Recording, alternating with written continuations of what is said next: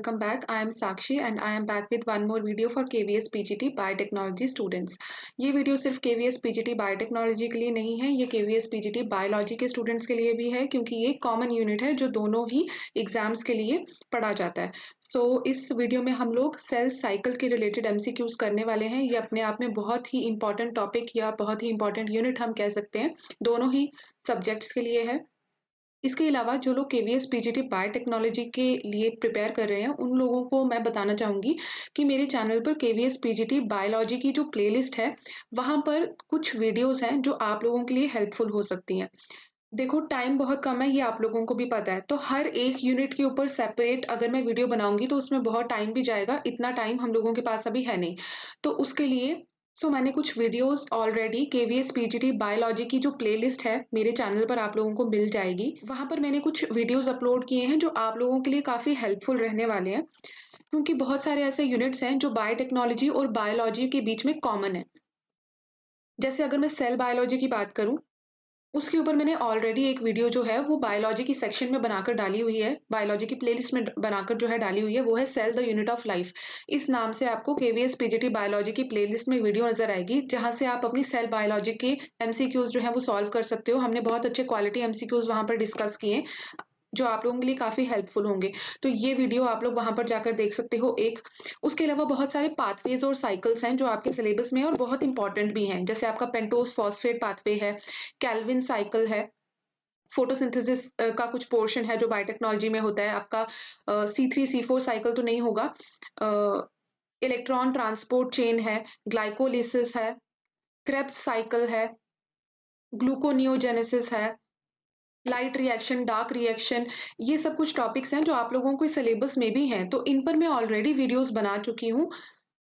Same KVS PGT biology की playlist में आप लोग जाओगे, वहां पर आपको फोटोसिंथेसिस इन हाई प्लांट्स के नाम पर एक वीडियो मिलेगा और रेस्पिरेशन इन प्लांट्स के नाम पर एक वीडियो मिलेगा। तो ये तीनों वीडियोस जो हैं ये आप लोगों के लिए बहुत इंपॉर्टेंट है, आपके लिए बहुत हेल्पफुल होंगे, जहां पर हमने आप के सिलेबस के इंपॉर्टेंट टॉपिक्स के ऊपर एमसीक्यू सॉल्व किए। तो मैं आपको सजेस्ट करूंगी कि आप ये 3 वीडियोस वहां पर जाकर ज़रूर देखना, क्योंकि सेपरेटली अगर मैं बायोटेक्नोलॉजी के लिए भी इन टॉपिक्स पर वीडियो बनाऊँगी, एक तो वो कोई मतलब नहीं है क्योंकि ऑलरेडी मैं वहाँ पर डिस्कस कर चुकी हूँ और हमारे पास इतना टाइम भी नहीं है। इसके अलावा एक और वीडियो है मिनरल न्यूट्रिशन के ऊपर। ये भी बायोमॉलिक्यूल्स का ही एक पार्ट है जो कि आपके सिलेबस में भी है, तो ये भी अगर आप चाहो तो देख सकते हो, ये आपके ऊपर है। पर ये 3 वीडियोज़ काफ़ी इंपॉर्टेंट हैं, तो ये मैं आपको सजेस्ट करूँगी, आप उस प्लेलिस्ट में जाकर ज़रूर देखना। और भी वहाँ पर वीडियोज़ हैं, वो आपके काम की नहीं है, आपको सिर्फ़ यही देखनी है। तो शुरू करते हैं हम आज की वीडियो। आज का हमारा पहला क्वेश्चन है, at which stage of mitosis chromatids separate and pass to different poles. Mitosis के कौन से स्टेज पर जो क्रोमैटिड्स हैं वो सेपरेट हो जाती हैं और डिफरेंट पोल्स पर जाना शुरू हो जाती हैं। तो एक चीज आप सबको पता है कि जो मेटाफेस होता है, मेटाफेस में जो क्रोमोसोम्स होते हैं वो इक्वेटर के ऊपर इस तरह से प्रेजेंट होते हैं, राइट। और ये जो है ये आ गई आपकी स्पिंडल असेंबली।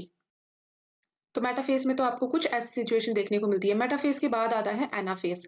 एनाफेज की अगर मैं बात करूं तो एनाफेज में आपको ऐसी सिचुएशन जो है वो देखने को मिलेगी, क्योंकि एनाफेज में क्या होता है, जो क्रोमैटिड्स होते हैं वो सेपरेट हो जाते हैं और ये पोल्स की तरफ मूव होना शुरू हो जाते हैं।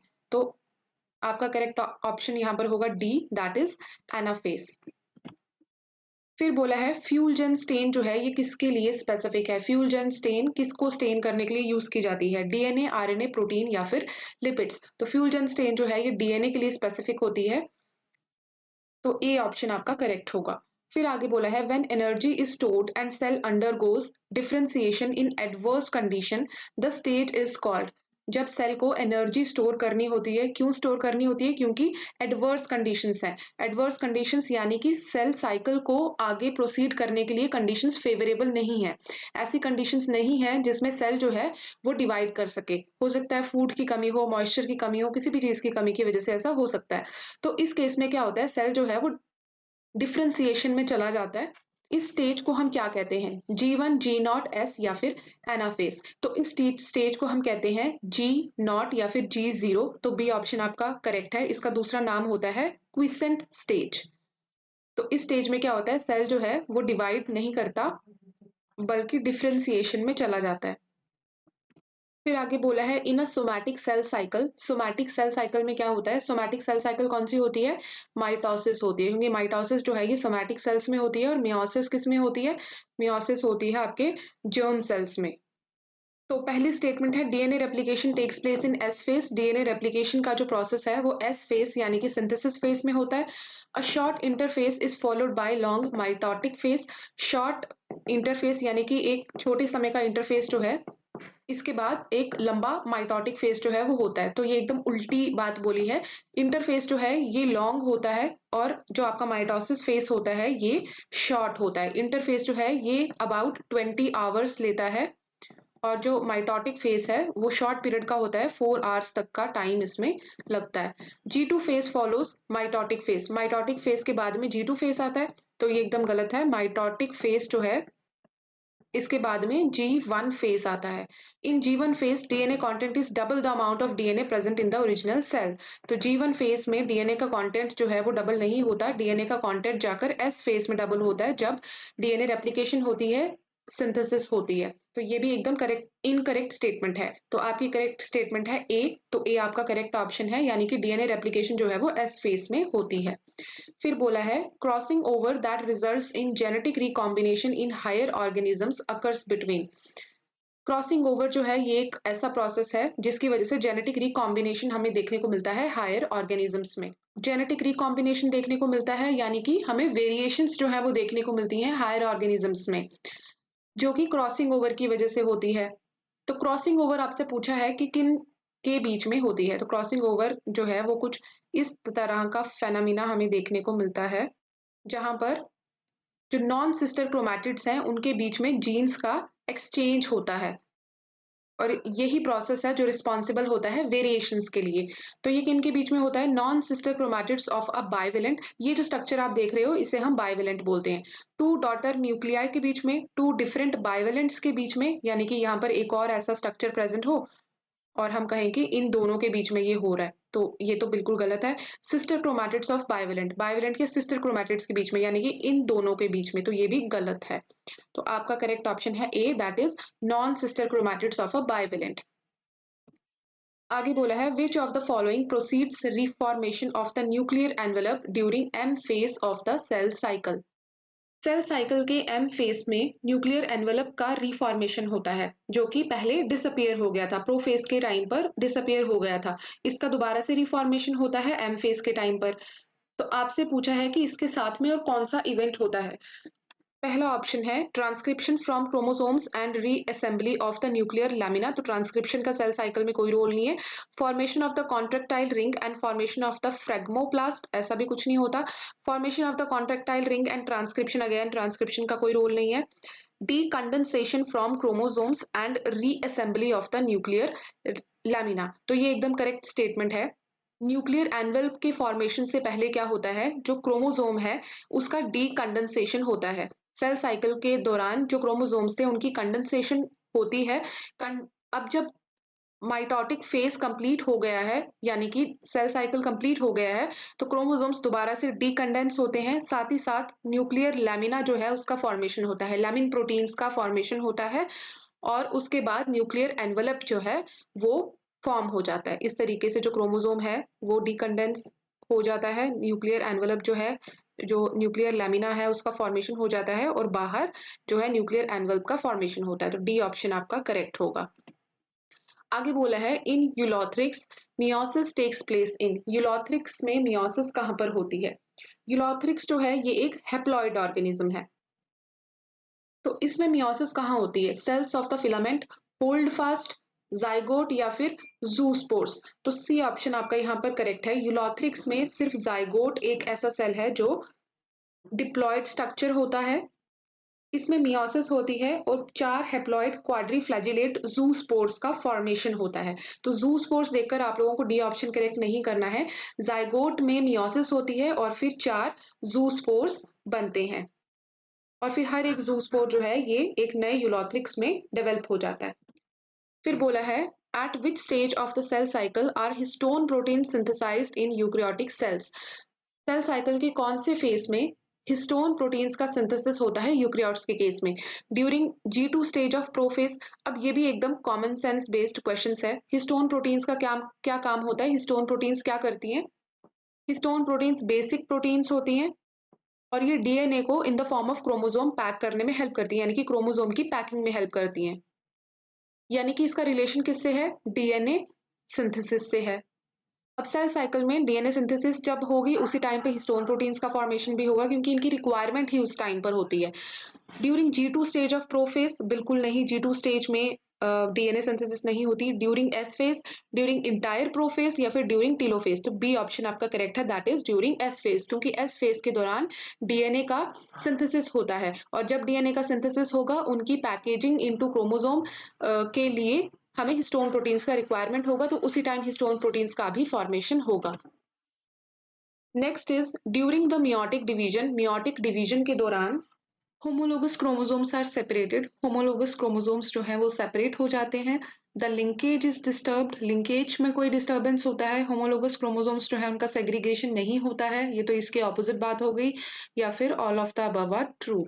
तो मियोटिक डिवीजन में, मियोसिस में क्या होता है, जो होमोलोगस क्रोमोसोम्स होते हैं उनका सेपरेशन होता है। ड्यूरिंग एनाफेज जो होमोलोगस क्रोमोसोम्स होते हैं वो ऑपोजिट पोल्स पर मूव करते हैं। तो आपका ए ऑप्शन यहाँ पर करेक्ट होगा। Then when synapsis is complete all along the chromosome, जब सिनेप्सिस जो है वो पूरे क्रोमोसोम में कंप्लीट हो जाती है, the cell is said to have entered. तो हम क्या कहेंगे, सेल जो है वो कौन से फेज में एंटर हुआ है? जाइगोटीन, पैकिटीन, डिप्लोटीन या फिर डायकाइनेसिस। तो यहाँ पर बात हो रही है मियोसिस की। तो जो सिनेप्सिस का प्रोसेस होता है ये देखा जाता है जाइगोटीन स्टेज में। तो जाइगोटीन स्टेज में जो है सिनेप्सिस का प्रोसेस पूरा कंप्लीट होता है और सेल किस फेज में एंटर करता है? पैकिटीन स्टेज में एंटर करता है। तो यहाँ पे बी जो ऑप्शन है आपका वो करेक्ट होगा। फिर है read the following statements carefully. इन स्टेटमेंट्स को आपको पढ़ना है।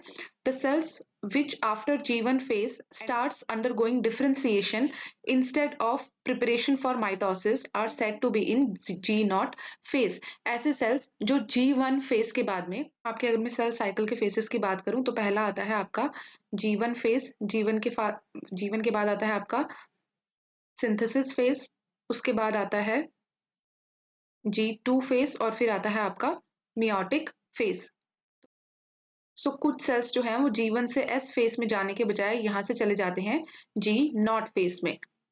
फिर दूसरी स्टेटमेंट है cells that once enter G0 phase never divide again. दूसरी स्टेटमेंट ये बोली है कि ऐसे सेल्स जो एक बार G0 फेज में चले जाते हैं वो दोबारा कभी भी डिवाइड नहीं करते। अब पढ़ते हैं आपके options. Both A and B are true and B is the correct explanation of A. दोनों की दोनों जो स्टेटमेंट्स हैं वो करेक्ट है। फिर है both A and B are true but B is not the correct explanation of A. A is true, B is false, both A and B are false. तो यहाँ पे क्या है, आपकी जो पहली स्टेटमेंट है वो करेक्ट है ना। जो सेल्स G1 फेज से S फेज में नहीं जाते वो G0 में चले जाते हैं, माइटोसिस के लिए प्रिपेयर होने के बजाय वो डिफरेंशिएट हो जाते हैं। तो दूसरी स्टेटमेंट है cells that once enter G0 phase never divide again. ऐसा नहीं होता। कुछ सेल्स होते हैं जो G0 फेज में चले जाते हैं और फिर डिवाइड नहीं करते, जैसे कि हो गए आपके नर्व सेल्स। कुछ केसेस में ये भी डिवाइड करते हैं, लेकिन कुछ सेल्स होते हैं जो G0 फेज में चले जाते हैं, लेकिन जब उनकी जरूरत होती है, यानी कि जब इंजरी होती है, जब डिवीजन की जरूरत होती है, तो वो दोबारा से सिंथेसिस फेज में चले जाते हैं, जैसे आपके लीवर सेल्स हो गए। तो यहाँ पे आपकी सी स्टेटमेंट जो है वो करेक्ट है, यानी कि A is true but B is false. फिर बोला है ड्यूरिंग गैमीट फॉर्मेशन, गैमीट्स की जिस टाइम पे फॉर्मेशन होती है तो रिकॉम्बिनेस नाम का एंजाइम जो है वो किस स्टेज में पार्टिसिपेट करता है? मेटाफेज 1, एनाफेज 2, प्रोफेज 1 या फिर प्रोफेज 2। तो आपका करेक्ट ऑप्शन होगा सी, दैट इज प्रोफेज 1। आपका जो रिकॉम्बिनेस एंजाइम है ये प्रोफेज 1 के पैकिटीन स्टेज में अपीयर होता है। क्या होता है, जो नॉन सिस्टर क्रोमैटिड्स होती हैं, मान लेते हैं ये आ गई दो नॉन सिस्टर क्रोमैटिड्स। तो इन नॉन सिस्टर क्रोमैटिड्स में जहां पर क्रॉसिंग ओवर होना होता है, जहां पे साइनेप्सिस जो है वो होनी होती है, वहां पर रिकॉम्बिनेशन नोड्यूल्स प्रेजेंट होते हैं। वहां पर क्या प्रेजेंट होते हैं? रिकॉम्बिनेशन नोड्यूल्स प्रेजेंट होते हैं। इन रिकॉम्बिनेशन नोड्यूल्स में रिकॉम्बिनेस नाम का एंजाइम जो है वो सिंथेसाइज होता है और क्रॉसिंग ओवर में ये एंजाइम जो है हेल्प करता है। तो आपका प्रोफेज 1 जो है करेक्ट ऑप्शन है। फिर बोला है identify the meiotic face in which the homologous chromosomes separate while the sister chromatids remain associated eight there centromeres. तो मियोसिस के दौरान वो कौन सा फेस होता है जिसमें जो होमोलोगस क्रोमोसोम्स हैं वो सेपरेट हो जाते हैं, लेकिन जो सिस्टर क्रोमैटिड्स होते हैं वो सेंट्रोमियर्स पर एसोसिएटेड रहती हैं। मेटाफेस 1, मेटाफेस 2, एनाफेस 1 या फिर एनाफेस 2। तो मेटाफेज तो नहीं होगा क्योंकि मेटाफेज फेज में क्या होता है, जो होमोलोगस क्रोमोसोम्स होते हैं वो सेपरेट नहीं होते। तो मेटाफेज 1 और 2 नहीं होंगे क्योंकि यहाँ पे होमोलोगस क्रोमोसोम्स का सेपरेशन नहीं होता। एनाफेज 1 आपका करेक्ट ऑप्शन है। एनाफेज 1 के दौरान जो होमोलोगस क्रोमोसोम्स होते हैं वो सेपरेट हो जाते हैं, लेकिन जो सिस्टर क्रोमैटिड्स होती हैं वो एसोसिएटेड रहती हैं सेंट्रोमियर्स पर। अगर मैं एनाफेज 2 की बात करूँ तो एनाफेज 2 में क्या होता है, जो सिस्टर क्रोमैटिड्स होती हैं वो भी सेपरेट हो जाती हैं। फिर बोला है which statement about apoptosis is incorrect. Apoptosis के रिलेटेड कौन सी स्टेटमेंट इनकरेक्ट है? तो एपोप्टोसिस क्या होता है? Natural cell death. तो स्टेटमेंट्स क्या है? It is highly controlled energy dependent process, एकदम करेक्ट स्टेटमेंट है। ये बहुत ही कंट्रोल्ड प्रोसेस होता है, हाईली रेगुलेटेड होता है, बहुत सारे जीन्स यहाँ पर अपना रोल प्ले करते हैं, बहुत सारे प्रोटीन्स इन्वॉल्व होते हैं जो बहुत ही रेगुलेटेड वे में एपोप्टोसिस को कैरी फॉरवर्ड करते हैं, और ये एनर्जी डिपेंडेंट होता है, इसमें एटीपी का यूटिलाइजेशन होता है। फिर है इट अकर्स रैंडमली। जो प्रोसेस रेगुलेटेड है वो कभी भी रैंडमली नहीं होता, तो ये ऑप्शन आपकी इनकरेक्ट है। ब्लेबिंग ऑफ प्लाज्मा मेम्ब्रेन जो है उसमें ब्लेबिंग देखने को मिलती है। जैसे ये अगर आपकी प्लाज्मा मेम्ब्रेन है तो यहाँ पर आपको इस तरीके से ब्लेबिंग देखने को मिलती है। डीएनए की फ्रेगमेंटेशन होना शुरू हो जाती है। तो ये जो प्रोसेसेस हैं ये एपोप्टोसिस के कैरेक्टरिस्टिक्स हैं, बिल्कुल है। It is not the only process by which cell divides, ये भी एकदम करेक्ट है। इसके अलावा जो सेल्स हैं वो नेक्रोसिस से भी उनकी डेथ होती है। नेक्रोसिस क्या होता है? जब किसी सेल टिश्यू में इंजरी होती है तो वहां पे जो सेल्स होते हैं वो नेक्रोसिस के थ्रू उनकी डेथ हो जाती है। तो एपोप्टोसिस के अलावा नेक्रोसिस जो है इसके थ्रू भी सेल की डेथ होती है। तो आपका बी ऑप्शन यहाँ पर करेक्ट होगा क्योंकि आपसे इनकरेक्ट स्टेटमेंट पूछी गई है। फिर आगे है the long and short arm of chromosome are designated respectively as. जो क्रोमोसोम की लॉन्ग और शॉर्ट आर्म होते हैं उन्हें हम क्या बोलते हैं? P and Q arms, Q and P arms, M and P arms या फिर एल एंड एस आर्म्स। तो मानो ये आपका क्रोमोसोम है और ये इसकी लॉन्ग आर्म है और ये आ गई इसकी शॉर्ट आर्म। तो आपकी जो शॉर्ट आर्म होती है उसे बोला जाता है पी, और जो लॉन्ग आर्म है इसे बोला जाता है क्यू। तो आपका करेक्ट ऑप्शन होगा B, that is Q and P arm. ये स्मॉल क्यू होगा यहाँ पर। शॉर्ट आर्म को रिप्रेजेंट करने के लिए पी इसलिए चूज किया गया था कि क्योंकि जो पी वर्ड है ये लिया गया है पेटिट वर्ड से, और जो पेटिट वर्ड है इसका मतलब होता है स्मॉल इन फ्रेंच। और लॉन्ग आर्म के लिए क्यू इसलिए यूज किया गया था क्योंकि Q comes next to P. आगे आपको अगेन स्टेटमेंट टाइप क्वेश्चन दिया है meiosis produces 4 genetically dissimilar cells. Meiosis में क्या होता है? 4 जेनेटिकली डिसिमिलर सेल्स बनते हैं, बिल्कुल करेक्ट है। Synapsis, crossing over and disjunction of homologous chromosomes occur in the prophase of meiosis 1। तो मियोसिस का जो प्रोफेस 1 स्टेज होती है उसमें सिनेप्सिस देखने को मिलती है, बिल्कुल मिलती है। मेटाफेस में क्रॉसिंग ओवर होती है, डिसजंक्शन होता है होमोलोगस क्रोमोसोम्स का एनाफेस में। तो इन सभी की वजह से क्या होता है? मियोसिस में 4 डिस्टिंक्ट सेल्स जो है वो हमें मिलते हैं। तो ये दोनों स्टेटमेंट्स करेक्ट हैं। तो यहाँ पे आप जाओगे ए ऑप्शन के साथ, that is both A and B are true and B is the correct explanation of A. फिर बोला है which of the following condition is called monosomic. इनमें से कौन सी कंडीशन को हम मोनोजोमिक बोलते हैं? पहला ऑप्शन है 2n+1। तो 2n+1 की जो कंडीशन होती है इसे हम कहते हैं ट्राइजोमी। फिर है 2n+2, इस कंडीशन को हम कहते हैं टेट्राजोमी। फिर है n+1, इस कंडीशन को हम कहते हैं डाइजोमी। और 2n-1 जो है इसे हम कहते हैं मोनोजोमी। तो आपका डी ऑप्शन यहाँ पर करेक्ट होगा। फिर है in a DNA molecule distance between two bases is. DNA molecule में दो बेस पेयर्स के बीच का डिस्टेंस क्या होता है? जो दो बेसेस हैं इनके बीच का डिस्टेंस क्या होता है? तो इनके बीच का डिस्टेंस होता है 0.34 नैनोमीटर। सो आपका ऑप्शंस क्या हैं? 2 नैनोमीटर, 0.2 नैनोमीटर, 3.4 नैनोमीटर, 0.34 नैनोमीटर। तो डी ऑप्शन के साथ आप लोग जाओगे। फिर आगे बोला है compare the statement, again statement type questions है। Synthesis of DNA takes place during S phase of interphase. DNA synthesis जो है वो इंटरफेज के एस फेज के दौरान होती है। बिल्कुल करेक्ट स्टेटमेंट है। Every chromosome during metaphase has 2 chromatids.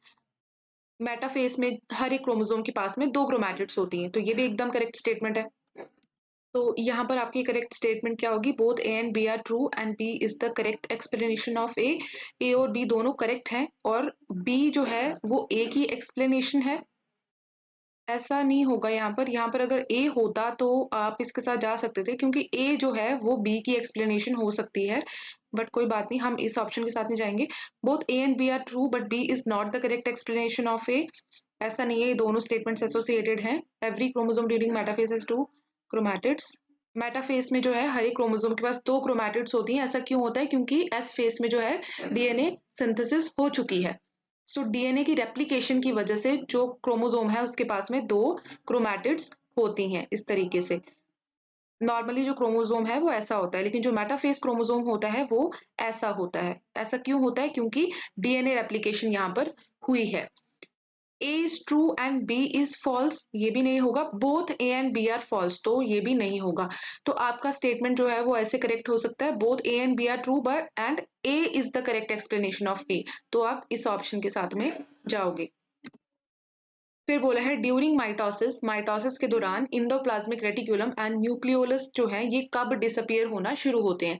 During early prophase, late prophase, early metaphase और लेट मेटाफेज। तो मेटाफेज में नहीं होता है ये आपका प्रोसेस जो है।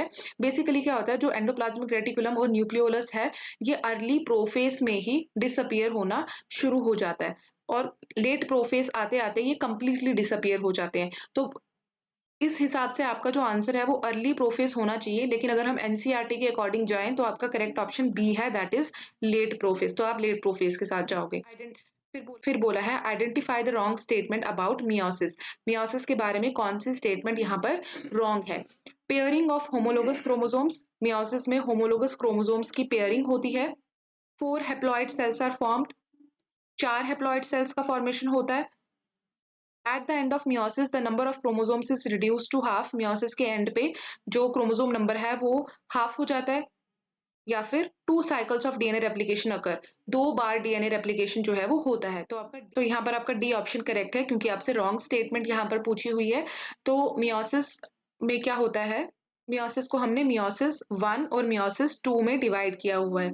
जो मियोसिस 1 होती है, ये मियोसिस 1 जो है ये रिडक्शनल डिवीजन है, क्योंकि यहाँ पर क्रोमोसोमल नंबर जो है वो रिड्यूस हो जाता है टू हाफ, यानी कि 2n से n कंडीशन यहाँ पर आ जाती है।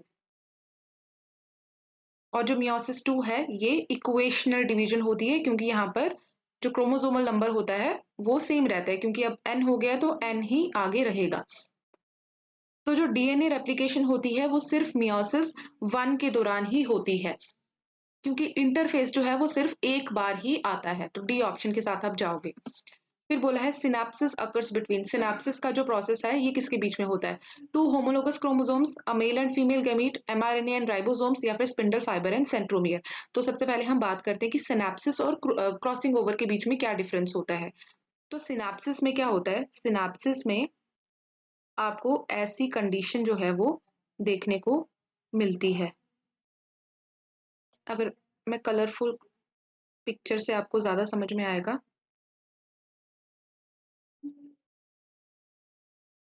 जो नॉन सिस्टर क्रोमैटिड्स हैं वो इस तरीके से आपको एक दूसरे के साथ में ओवरलैपिंग मैनर में देखने को मिलेंगी। तो सिनेप्सिस में क्या होता है, नॉन सिस्टर क्रोमैटिड्स के बीच में ओवरलैपिंग होती है। अब अगर मैं क्रॉसिंग ओवर की बात करूं तो क्रॉसिंग ओवर में क्या होता है,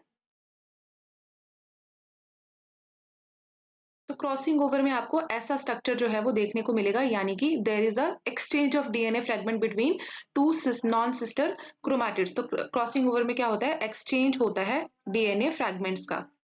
तो ये प्रोसेस कहाँ हो रहा है, 2 होमोलोगस क्रोमोसोम्स के बीच में हो रहा है। तो आपका ए ऑप्शन यहाँ पर करेक्ट होगा और आप ए ऑप्शन के साथ जाओगे। फिर बोला है at which stage of meiosis, meiosis की कौन सी स्टेज में genetic constitution of gametes is finally decided, gametes का जेनेटिक कॉन्स्टिट्यूशन जो है वो डिसाइड किया जाता है। यानी कि मान लेते हैं ये हमारा पेरेंट सेल है, तो ये है 2n, और गैमीट्स का जो जेनेटिक कॉन्स्टिट्यूशन होगा वो क्या होगा, 4 गैमीट्स बनते हैं। तो इनका जेनेटिक कॉन्स्टिट्यूशन है वो है एन।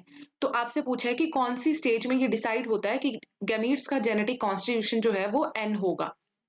मेटाफेज 1, एनाफेज 2, मेटाफेज 2 या फिर एनाफेज 1। तो ये डिसाइड होता है एनाफेज 1 में, क्योंकि एनाफेज 1 में क्या होता है और जो क्रोमोसोम नंबर है वो 2n से क्या हो जाता है n हो जाता है। एनाफेज 2 में क्या होता है सिस्टर क्रोमैटिड्स का सेपरेशन होता है।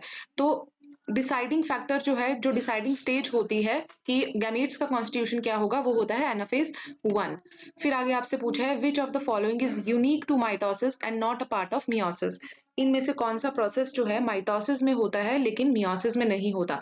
Homologous chromosomes behave independently. Homologous chromosomes जो है वो इंडिपेंडेंटली बिहेव करते हैं।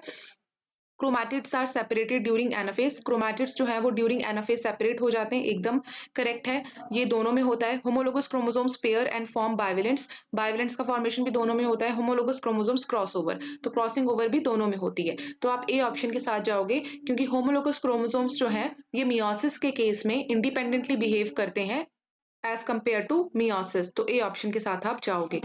फिर बोला है pick out the correct statement. आपको इनमें से करेक्ट स्टेटमेंट चूज करनी है। Mitosis takes place in the somatic cells and the meiosis takes place in the germ cells. Mitosis जो है ये हमारे सोमैटिक सेल्स में होती है, एकदम करेक्ट है।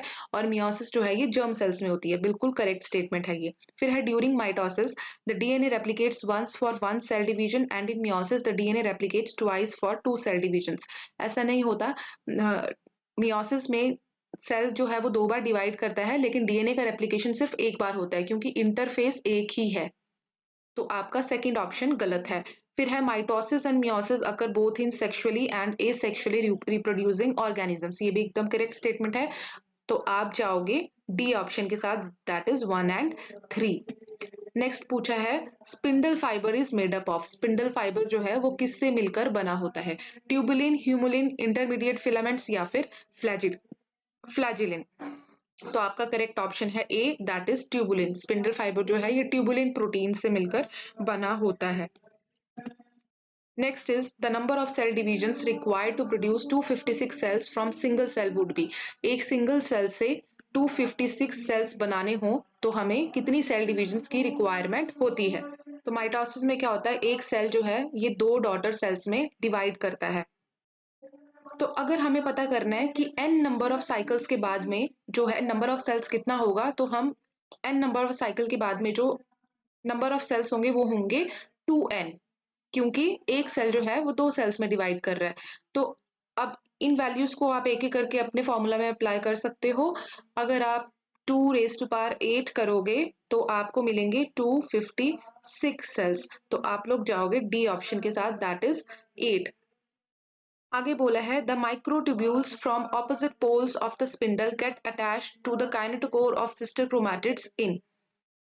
ऑपोजिट पोल से आने वाले जो माइक्रोट्यूब्यूल्स हैं वो सिस्टर क्रोमैटिड्स के काइनेटोकोर पर आकर अटैच हो जाते हैं। ये वाला जो प्रोसेस है ये कौन से फेज में होता है। प्रोफेज 2, मेटाफेज 1, एनाफेज 2 या फिर नन ऑफ दीज। तो यहाँ पे आपका करेक्ट ऑप्शन होगा मेटाफेज 2। मेटाफेज 1 के दौरान जो होमोलोगस क्रोमोसोम्स होते हैं वो मेटाफेज प्लेट पे लाइन हो जाते हैं और होमोलोगस क्रोमोसोम्स जो है ये माइक्रोट्यूब्यूल्स के साथ अटैच होते हैं और ऑपोजिट पोल्स पे मूव करते हैं। मेटाफेज 2 के दौरान क्या होता है जो क्रोमोसोम्स होते हैं वो मेटाफेज प्लेट पर अलाइन होते हैं और जो सिस्टर क्रोमैटिड्स होती हैं क्रोमोसोम्स की ये माइक्रोट्यूब्यूल्स के साथ में बाइंड होती हैं और ऑपोजिट पोल्स पर मूव करती हैं। फिर बोला है the major event that occurs during anaphase of mitosis. Anaphase mitosis के एनाफेज के दौरान जो मेजर इवेंट होता है जिसकी वजह से क्रोमोसोम्स का इक्वल डिस्ट्रीब्यूशन होता है 2 सेल्स के बीच में, वो क्या है। Replication of genetic material, splitting of chromatids, splitting of centromeres या फिर कंडेंसेशन ऑफ क्रोमैटिन। तो यहाँ पे सी ऑप्शन आपका करेक्ट है, that is splitting of centromeres. तो एनाफेज के दौरान क्या होता है ये जो माइक्रोट्यूब्यूल्स यहाँ से अराइज कर रहे हैं ये अटैच हो जाते हैं इन क्रोमोसोम्स के साथ में। ये क्रोमोसोम के सेंट्रोमियर पर जाकर अटैच हो जाते हैं। ये जो सेंट्रोमियर है, अब ये जो माइक्रोट्यूब्यूल्स होती हैं ये पीछे की तरफ मूव करती हैं और ये जो सेंट्रोमियर है ये इस तरीके से स्प्लिट हो जाता है और फिर और ये जो क्रोमैटिड्स हैं फिर इस तरीके से ऑपोजिट पोल्स पर मूव करती हैं। आगे बोला है who introduce the term G naught phase. जो टर्म जी नॉट फेस है ये किसने दी थी? आपके ऑप्शंस हैं लाश्ता, मॉन्टेगो मेरी, श्नीडर या फिर व्हाइटमैन। तो आपका करेक्ट ऑप्शन है ए, दैट इज लाश्ता। लाश्ता ने टर्म जी नॉट फेस जो है ये इंट्रोड्यूस किया था। अगर मैं बात करूं मॉन्टेगो मेरी की, तो मॉन्टेगो मेरी ने क्या किया था, इन्होंने साइनैप्सिस टर्म जो है ये दी थी। फिर अगर मैं श्नीडर की बात करूं तो श्नीडर ने क्या किया था, इन्होंने कैरियोकाइनेसिस टर्म क्वाइन की थी। और व्हाइट मैन ने टर्म साइटोकाइनेसिस जो है ये कॉइन की थी। फिर बोला है which of the following is not a role of cell migration. इनमें से कौन सा प्रोसेस जो है सेल माइग्रेशन की वजह से नहीं होता? गैस्ट्रुलेशन, ऑर्गेनोजेनेसिस, मेटास्टेसिस या फिर रेप्लिकेशन। तो आपका यहाँ पे करेक्ट ऑप्शन है फोर, दैट इज रेप्लिकेशन। अगर मैं बात करूँ गैस्ट्रुलेशन की, ऑर्गेनोजेनेसिस की, तो ये दोनों जो हैं ये एम्ब्रियोजेनेसिस में होने वाले प्रोसेसेस हैं और यहाँ पर हमें सेल माइग्रेशन देखने को मिलती है। अगर मैं मेटास्टेसिस की बात करूँ तो मेटास्टेसिस में क्या होता है, जो कैंसर सेल्स होते हैं वो एक जगह से जो है मूव करते हैं दूसरे ऑर्गन में और वहां पर जाकर ये अटैच हो जाते हैं और दोबारा से डिवाइड करना शुरू हो जाते हैं। फिर वहां से ये दोबारा माइग्रेट करते हैं किसी और ऑर्गन में। तो यहाँ पे भी हमें माइग्रेशन देखने को मिल रही है। फिर यहाँ पर इंपॉर्टेंट नोट जो है वो मैंने ऐड किया है। आपकी एनसीईआरटी में स्पेसिफिकली एक बॉक्स बनाकर ये नोट जो है वो दिया हुआ है। A new technology called induced pluripotent stem cell (iPSC) technology was discovered in 2006 by Shinya Yamanaka, Japan. Japan के एक साइंटिस्ट थे शिन्या यामानाका, जिन्होंने 2006 में इंड्यूस्ड प्लोरीपोटेंट स्टेम सेल टेक्नोलॉजी को डिस्कवर किया था। इसमें क्या होता है, जो एडल्ट टिश्यू सेल्स होते हैं उनको यूज किया जाता है प्लूरीपोटेंसी को इंड्यूस करने के लिए। कैसे? By expression of specific transcription factors. कुछ ट्रांसक्रिप्शन फैक्टर्स के एक्सप्रेशन से एडल्ट टिश्यू सेल्स को यूज किया जाता है प्लूरीपोटेंसी को इंड्यूस करने के लिए। ये टेक्नोलॉजी जो है इसको यूज कर कर पेशेंट मैच्ड प्लूरिपोटेंट सेल्स जो है वो बनाए जा सकते हैं। पेशेंट की ही बॉडी से प्लूरिपोटेंट सेल्स को लेकर जो है हम ऑर्गन्स बना सकते हैं, जिसकी वजह से जो ट्रांसप्लांट रिजेक्शन की प्रॉब्लम हमें देखने को मिलती है, इस रिस्क को हम लोग अवॉइड कर सकते हैं। तो ये बहुत बहुत इंपॉर्टेंट है, ये आप लोगों को अपने दिमाग में बिठा लेना है। शिन्या यामानाका ने ये टेक्नोलॉजी जो है डिस्कवर की थी। ये जापान की साइंटिस्ट थे, इन्होंने इंड्यूस्ड प्लूरिपोटेंट स्टेम सेल नाम की टेक्नोलॉजी डिस्कवर की थी। और इसका क्या फायदा है, ट्रांसप्लांट रिजेक्शन देखने को मिलता है उसे अवॉइड किया जा सकता है। सो आज के लिए इतना ही। आई होप आप लोगों को ये सेशन हेल्पफुल लगा होगा।